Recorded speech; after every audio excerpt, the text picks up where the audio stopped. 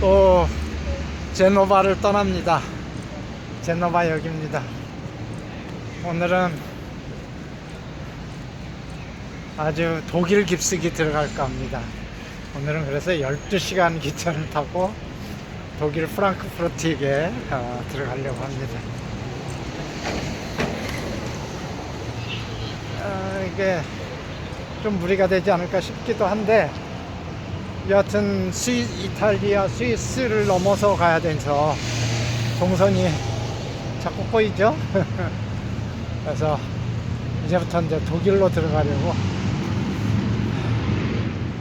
조금 무리가 돼도 오늘 12시간 기차를 타고 프랑크푸르트로 들어갈까 합니다.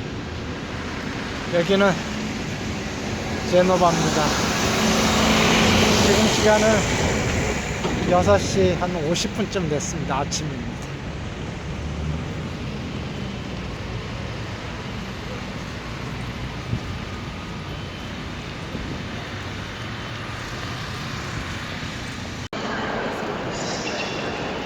영 모습이 좀 익숙하지 않으세요? 저는 익숙합니다. 예, 여기 밀라노역입니다. 밀라노에서 기차를 갈아타고 다시 쭈리 쪽으로 가다가 또 갈아타고 독일로 넘어가야 됩니다. 아직도 뭐 3분의 1 왔습니다. 3분의 1 왔습니다. 스위스로 들어오니까 산과 호수와 그리고 눈 쌓인 산,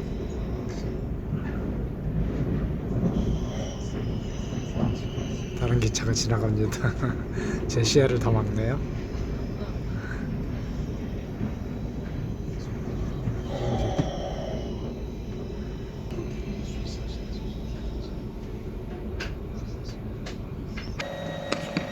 벨링조나라는 처음 듣는 도시에서 내렸습니다. 여기서 한 30분 기다리면서 기차를 갈아타야 되는데 바젤로 가는 걸 갈아타는 것 같아요. 1시 17분 차. 지금 이 뒤에 오는 뒤에 보이는 이 기차를 타고 여기에 도착을 했습니다. 벨링조나 스위스입니다. 어떻게 생겼냐면요, 저렇게 생겼어요. 산에 눈이 하얗게 덮여 있습니다. 저렇게 하얗게 덮여 있어요. 그리고 이 역 앞에 기차가 지나가면 보여드릴게요. 역 앞에 마을이 어떻게 생겼냐면 알프스 소녀 하이디가 나올 마을처럼 생겼습니다.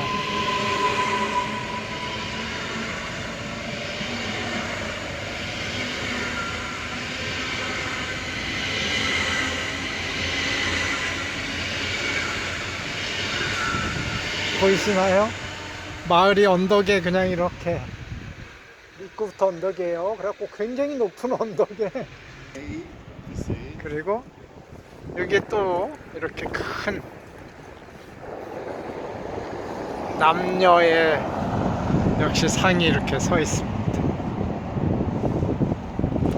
그리고 역시 저쪽으로 또 눈 덮인 산이 이렇게 보입니다.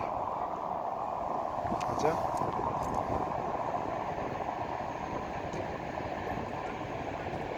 스위스입니다. 그리고 저 언덕에 성이 보여요. 성이 보이시죠? 이게 마을의 역사를 상징하는 거죠.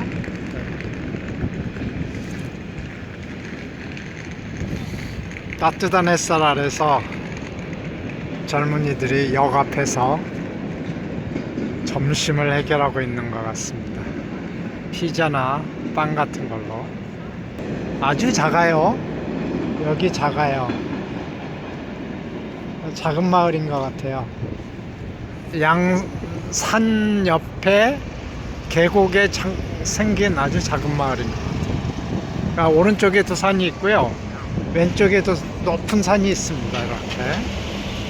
그래서 그 사이에, 계곡 사이에 생긴 아주 작은 마을인 것 같습니다.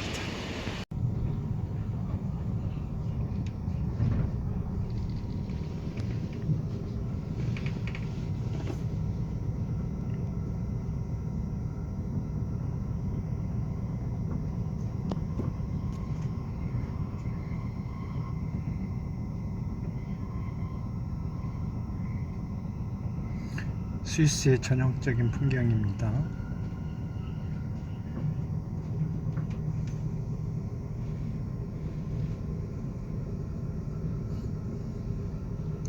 눈 덮인 산과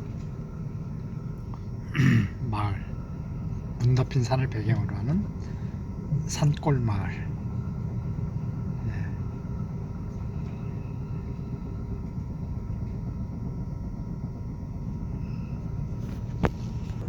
1등석 칸에 저밖에 없는 것 같습니다. 지금 스위스에서 독일로 국경을 넘고 있습니다. 지금 바젤을 막 지나고 있고요. 이제 프랑크푸르트를 향해서 한 3시간 갈 겁니다. 제가 오늘 프랑크푸르트로 가는 이유는 수학과 철학에 대한 생각을 좀 해보기 위해서 프랑크푸르트로 갑니다. 철학하면 독일이죠. 수학도 독일입니다. 독일 사람들의 그 뭔가 머리에는, 두뇌에는 수학이나 철학이 들어있는 것 같아요.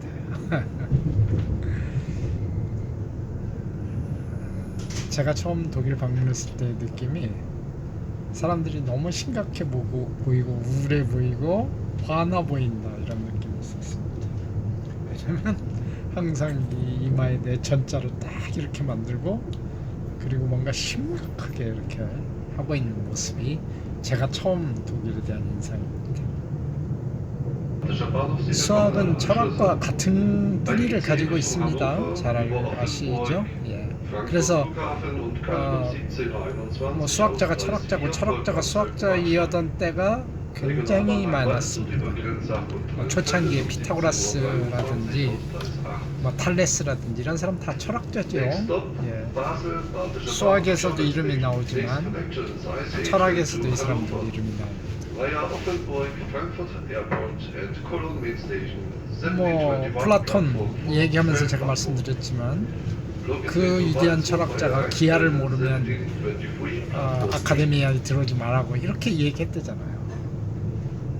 그러니까 수학과 철학은 기본적으로 같은 몸인데 어디서부터 언제부터 분리가 됐는지 명확히 말하기는 좀 어려운 부분이 있죠. 왜냐하면 데카르트도 우리가 실존 철학을 했는데 수학에도 어디에 아주 정말 어마어마한 업적을 남겼죠.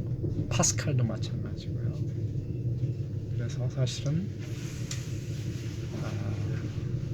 철학자가 곧 수학자였고 지금도 아마 그 전통은 크게 바뀌지 않았을까로 봅니다. 그렇다면 약간의 차이는 있겠죠. 기본적으로 차이는 있을 겁니다. 그래서 수학자가 있고 철학자가 있겠죠. 철학은 사실은 증명이 필요 없습니다. 논리, 물론 아주 이성 논리로 혹은 아주 정말 수학적인 추론 방식으로 추론을 하면 되는 거지 이걸 꼭 증명할 필요는 없습니다. 그러나 수학은 한번 증명된 사실은 어떤 경우도 변하지 않습니다. 철학은 사조가 바뀌면 생각의 방법이 달라지잖아요. 따라서 철학과 수학은 약간의 차이가 있어요. 또 하나는 그러면 수학과 과학은 또 어떤 차이가 있느냐? 과학은 자연을 연구하는 거죠. 예, 이미 자연이 주어져 있고요. 이 자연의 원리를 찾는 게 과학입니다. 그러니까 내가 뭘 만드는 건 아니에요. 이미 만들어진 자연을 보고 거기에 숨겨진 규칙을 찾는 것이 과학이라고 한다면 수학은 인간이 만드는 겁니다. 물론 뭐 자연에 존재하는 걸 바탕으로 우리가 아이디어를 얻어서 만들 수도 있지만 자연에 전혀 존재하지 않는 거를 그냥 인간들이 만들고 그걸로 그냥 그 바탕에서 뭔가 추론을 하고 새로운 걸 만들어낸다면 그게 수학입니다. 이런 관점에서 보면 과학과 수학도 구분이 명확히 되지요. 예, 명확히 됩니다. 그래서 이제 한때는 수학과가 인문사회 쪽에 붙어 있었던 때도 있었어요. 한때는 또 수학과가 자연 쪽에 붙어 있었던 때도 있었죠. 지금은 거의 자연과학적으로 수학은 분류가 됩니다.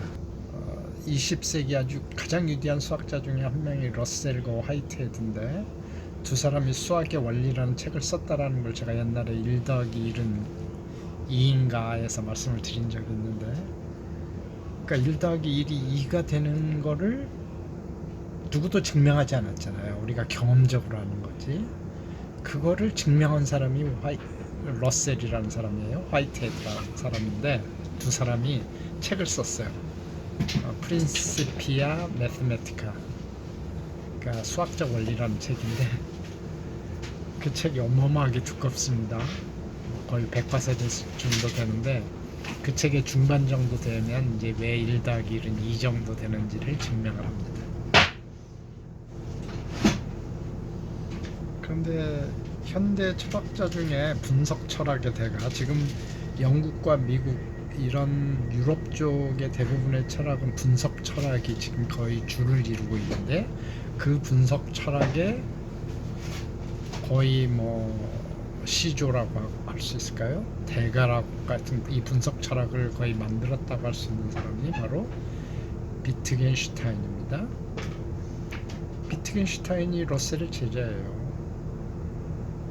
그러니까 수학과 철학이 아직도 한 몸이라는 건 이해가 가시죠? 비트겐슈타인이 그 러셀과 화이트헤드가 쓴 그 프린시피아 매스메티카, 수학적 원리라는 책을 보고 너무 감명을 받아서 아무 약속 없이 캠브리지 대학교를 찾아왔다는 거잖아요. 근데 그때 화이트헤드는 그 대학교에 없었어요. 런던 대학교로 이제 자리를 옮겼습니다. 그래서 거기서 러셀을 지도교수로 모시고, 그리고 철학 공부를 한 거예요. 러셀은 물론 수학과 교수였습니다. 러셀은 대단한 사람이죠. 철학, 수학 이렇게 하면서 또 노벨 문학상을 받습니다. 문학상을 받습니다. 이런 관점에서 보면 수학과 철학은 서로 주고받는 관계가 분명히 있고요. 지금도 분석 철학 이런 데서는 수학의 논리학을 모르면 도저히 한 줄도 읽을 수 없는, 철학 자신들의 그 철학적인 논리의 전개 과정을 단 한 줄도 이해할 수 없는, 그게 바로 현대의 분석 철학입니다.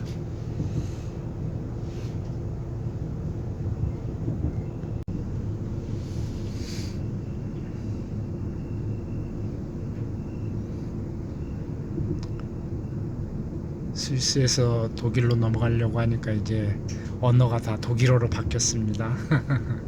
어제까지는 제가 라틴어 계통의 이탈리아어, 프랑스어를 들었는데, 이제 독일어가 계속 기차 방송으로 계속 나옵니다.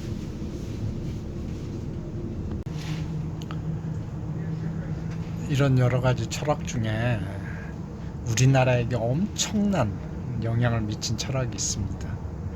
그러니까 중고등학교 교육과정이나 학교에서는 가르치지 않았지만, 이 프랑크푸르트 대학교, 여기를 중심으로 한 철학사조가 하나 있었는데요. 그게 바로 비판 이론입니다. 이 사람들의 철학, 이 사람들의 비판 이론이 이유는 모르겠지만 우리나라의 1980년대, 70년대 이 학생 운동권에 수용이 됐어요.